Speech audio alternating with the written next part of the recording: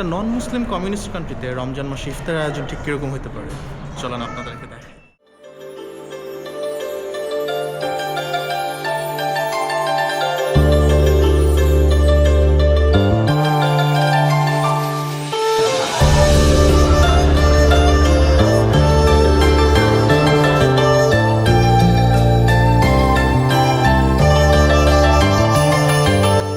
Currently আমি আছি Sichuan প্রভিন্সের Chengdu সিটির একমাত্র মসজিদে।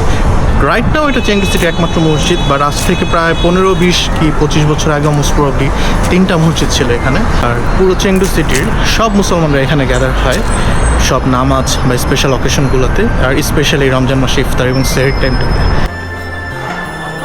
ইফতারের আইটেমে এক এক দিন এক এক রকম ভ্যারিয়েশন থাকে, আর প্রতিটা ডিশ ওরা জোড়া জোড়া এক একটা টেবিলে পাঠায়। মূলত ডিশগুলো ওদের চাইনিজ স্টাইলে রান্না করা। ইফতারে থাকে খেজুর, নান রুটি, সাথে বাঁধাকপির তরকারি, বিভিন্ন গরুর মাংস এবং মুরগির মাংসের তরকারি, হাঁস এবং সাথে তাদের ট্রেডিশনাল চা।